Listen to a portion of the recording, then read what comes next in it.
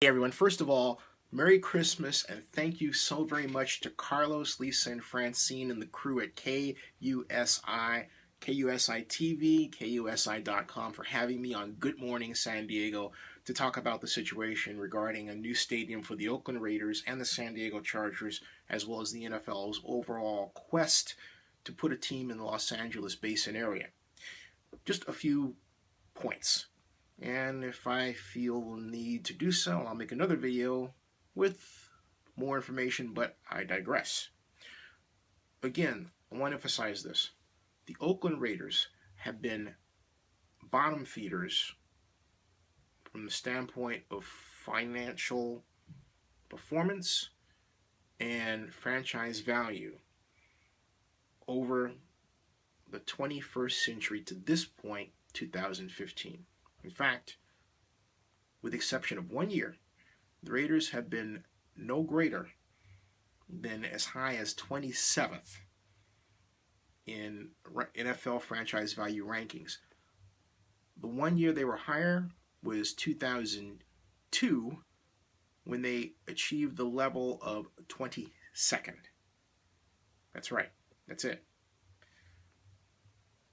Within that, the Raiders' net operating income has been abysmally low. In 2012, for example, it was just $19 million. Today, it's estimated at roughly $39 to $40 million. Now, yeah, that's a lot of money to you and me. We'd love to have that on a personal level. But when you're talking about an organization that pulls in almost $300 million a year, and is valued right now at $1.45 billion. When you have a net operating income that's that thin, that means you're one bad player deal away from losing money for that year. The Raiders have been in that position every single year of the 21st century.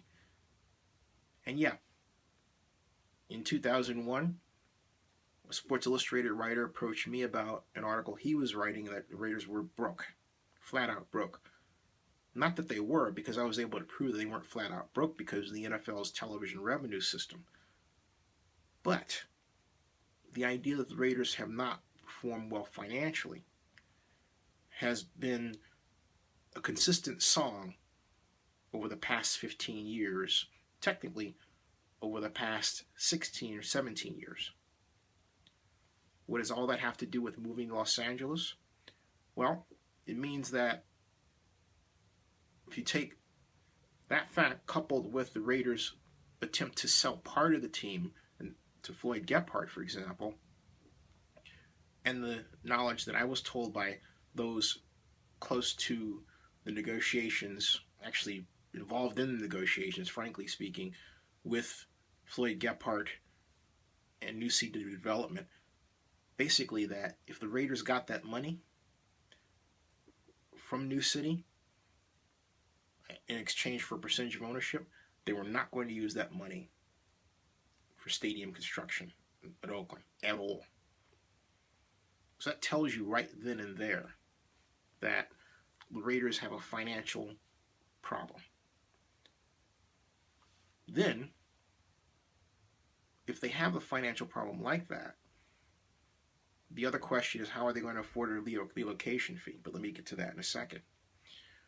When it was clear that Floyd Gephardt's plan was not going to be approved, and it was clear that it was not desirable to anybody within the NFL circles, the NFL then stepped in with an idea of purchasing a part of Coliseum land and helping the Raiders build a stadium in Oakland. The reason why the NFL is taking such an involvement with the Raiders is because the NFL has a responsibility to make absolutely certain that all of its teams are competitive and financially viable. That means great player contracts that don't break their own bank. That means putting a competitive product on the field. Why is that important? Because if the Raiders visit another city, you want to know the Raiders are going to be such a draw that it helps the host team make money as well, which helps the league. You see how that works? So the league now more than ever, not just with the Raiders, but with the Tennessee Titans and the Detroit Lions regarding changes in ownership, has taken a powerfully hands-on approach regarding how those teams are ran. And there's no better example of that than the Raiders. The Raiders want Marc Davis to sell the team. Mr. Davis doesn't want to. So this idea of selling a portion of their team to gain money is not new. It comes from the NFL. It's supported by the NFL. As far as the other matter of action supporting the assertion that the NFL wants to build a stadium for the Raiders in Oakland, is that the NFL asked Oakland Mayor Libby Schaaf to give a presentation that talks about the East Bay's economic power. Why? Because they're owners who, even though they think they know the Bay Area, don't know the East Bay. And this comes at a time when the Bay Area as a whole is the most economically powerful region in the country. As I've said before, a Bloomberg study revealed that 2 of the cities in its survey, San Francisco and San Jose, rank number 3 and number 1 in terms of economic power from a perspective of looking at the gross metropolitan product per capita. San Francisco is at $103,000. San Jose, $120,000. Where does Los Angeles rank? Number 17. You've heard me say this before if you're a regular viewer of my channel regarding this subject. So it doesn't make sense to have an effort to take a team out of the economy when land values, including values around the Coliseum, are being driven up, and the NFL and the Raiders are in a great position to take advantage of that. And then there's the other really logical basis for staying in Oakland. If the Raiders stay in Oakland, they own their own stadium. That's what they've wanted, and that's what they can engineer.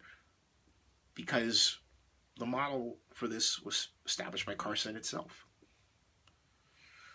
But if the Raiders go to Carson, they're not owning their own stadium. They're sharing it with the Chargers, which means what? Which means that if the stadium is at $1.7 billion, the Raiders only own half that, if that.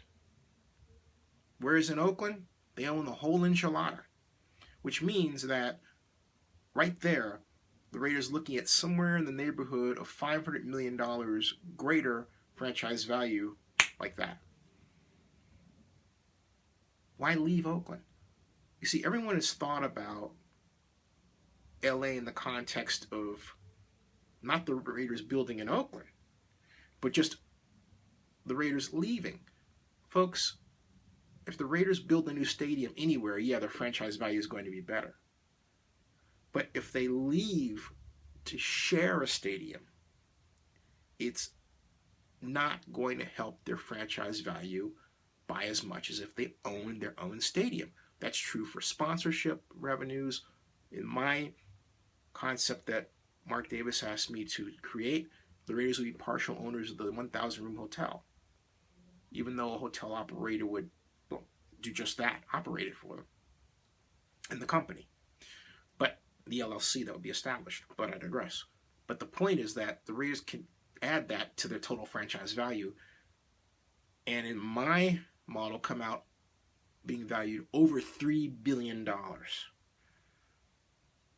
And as it stands in the Oakland situation, they would come in at about 2.6, 2.7 billion as I look at it, perhaps greater. The point that I'm making is that the Raiders, by every measure, are better off trying to build a new stadium in Oakland and not joining the Carson effort. That's it.